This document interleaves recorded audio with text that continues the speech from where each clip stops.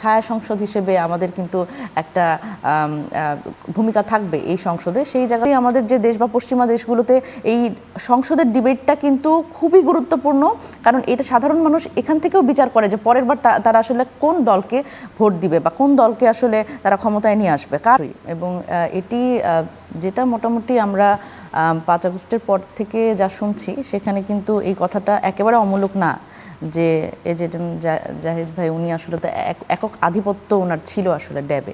তো সেই জায়গা থেকে একটা ডিসিশন হতে পারে, কিন্তু এটি আসলে এক ধরনের ব্যাপার যে হ্যাঁ এটি হয়তো ওই পার্সপেক্টিভ চিন্তা করে দেওয়া হয়েছে, তবে যেই মন্ত্রণালয়টি দেওয়া হয়েছে সেই মন্ত্রণালয়ে আসলে উনি কিভাবে কতটুকু ফাংশন করতে পারবে এই ব্যাপারে তো আমার অবশ্যই সন্দেহ আছে। এবং আমার মনে হয় যে এই যে দেখেন 3 জন নারী কিন্তু দিয়েছে, সেই জায়গা থেকে তাদের আসলে কেন দেয়া হলো না এই মন্ত্রণালয়ে? স্টেট মিনিস্টার দিয়েছে, হ্যাঁ স্টেট মিনিস্টার দিয়েছে, বাট অন্যান্য যারা ছিলেন তারা আসলে এই জায়গাটিতে যদি ফাংশন করতে পারতেন এবং পূর্ণ মন্ত্রিত্ব যদি পেতেন, আমার মনে হয় যে এখানে আসলে নারীকে কেন নারী আর শিশুতেই রাখতে হবে এই ভাবনাটাও তো রয়েছে অনেকের। হ্যাঁ এটাও আমরা পররাষ্ট্রতে পাচ্ছি প্রতিমন্ত্রী হিসাবে, সেটা কি ভাবনাটা বাড়ায় না না সেটা নারীর অগ্রযাত্রার ক্ষেত্রে? এবং আরেকটা দেখেন খুবই মজার ব্যাপার হচ্ছে যে নারী ও শিশু মন্ত্রণালয় সবসময় দেওয়া হয় খুবই নেগলেক্টেড মানুষকে। এইভাবে করেও যদি চিন্তা করি সেখানে তো ইনি যথেষ্ট গুরুত্বপূর্ণ, আমি যদি বলি বিএনপির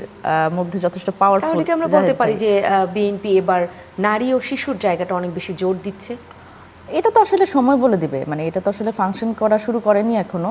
এখন যদি আসলে একটা জায়গায় একটা ক্ষেত্রে ডিসপিউট মেটানোর জন্য যদি তাকে আসলে অন্য আরেকটা মন্ত্রণালয় দেয়া হয়, সেটিও আসলে কতখানি ফাংশনেবল হবে।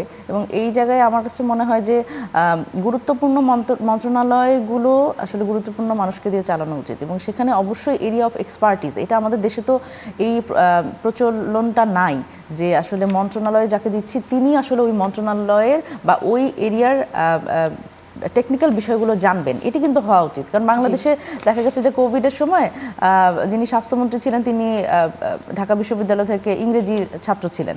তো সুতরাং তিনি আসলে কিভাবে করে চালাবেন, ব্যাপারটা হচ্ছে যে অ্যাডমিনিস্ট্রেটিভ লেভেলের কাজগুলো কিন্তু আসলে সেই দপ্তরের বা মন্ত্রণালয়ের সচিব তারাই পারেন, কিন্তু সেখানে যখন ডিসিশন মেকিংয়ের এবং পলিসি মেকিংয়ের জায়গা, সুতরাং সংসদে তো তিনি আসলে পলিসিটা মেক করবে। তো পলিসি মেকিংয়ের জায়গায় কিন্তু আসলে এখানে একটা বড় প্রশ্নের উদ্রেক হবে বলে আমি মনে করি। এবং সেই ক্ষেত্রে আমরা যেটা পরিকল্পনা করছি, আমরা কিন্তু ছায়া সংসদ হিসেবে আমাদের কিন্তু একটা ভূমিকা থাকবে এই সংসদে। সেই জায়গা থেকে আমি মনে করি যে সেখানে পলিসি মেকিংয়ে এমন পলিসি অবশ্যই জনগণের জন্য নির্ধারিত হবে না, সেখানে অবশ্যই আরেকটা কাউন্টার পার্ট থাকবে যারা কিনা এই পলিসির সমালোচনা করবে, এবং সেখানে যেটা বেস্ট পলিসি সেটাই হয়তো ভাগাভাগিটা আসলে সেটাও একটা বড় আলোচনা। যে অনেকে বলছে যে ছায়া সংসদ, ছায়া মন্ত্রিসভা, নানান কিছু, সেখানে আসলে বিরোধী দল কিভাবে সেইটা ভাগ করবে, সেটা কি মানে ইতিমধ্যেই একদম আমি যদি বলি যে সিলেক্টেড হয়ে গিয়েছে কিনা, যে কাকে কোন সমালোচনার জন্য রাখা হচ্ছে? না সেটা এখনও তো, এটা তো আমরা অন্তত মানে নীতিগতভাবে আমরা এটি সিদ্ধান্ত নিয়েছি এখন পর্যন্ত যে আমরা ছায়া মন্ত্রিসভার এই কনসেপ্টটা যেহেতু বাংলাদেশে নাই, এটা মানে ব্রিটেনের আদলে এটি দরকার এই কারণে যে দেখেন আমাদের সংসদগুলোর আসলে কি চিত্র আমরা দেখেছি।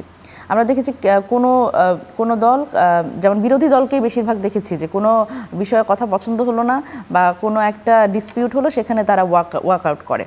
কিন্তু এই যে মানে রাগ অভিমানের যে সংসদ আমরা দেখেছি এবং যে ঝগড়াঝাটির সংসদ দেখেছি, সেখানে কতটুকু আসলে কনস্ট্রাকটিভ কথা এবং কতটুকু আসলে জনগণের কণ্ঠস্বর উঠে এসছে, এটা একটা যেরকম প্রশ্ন, সেরকম এই সংসদের যে এই ডিবেটটা আমরা দেখি যে পার্শ্ববর্তী আমাদের যে দেশ বা পশ্চিমা দেশগুলোতে এই সংসদের ডিবেটটা কিন্তু খুবই গুরুত্বপূর্ণ, কারণ এটা সাধারণ মানুষ এখান থেকেও বিচার করে যে পরের বার তারা আসলে কোন দলকে ভোট দিবে বা কোন দলকে আসলে তারা ক্ষমতায় নিয়ে আসবে, কার পলিসি আসলে কীরকম। সুতরাং বাংলাদেশে পলিসি ডিবেটের এই চর্চাটাই নাই। সেই জায়গা থেকে আমি মনে করি যে এটি একটা খুব ভালো বার্তা দিবে। ভালো বার্তা। আপনার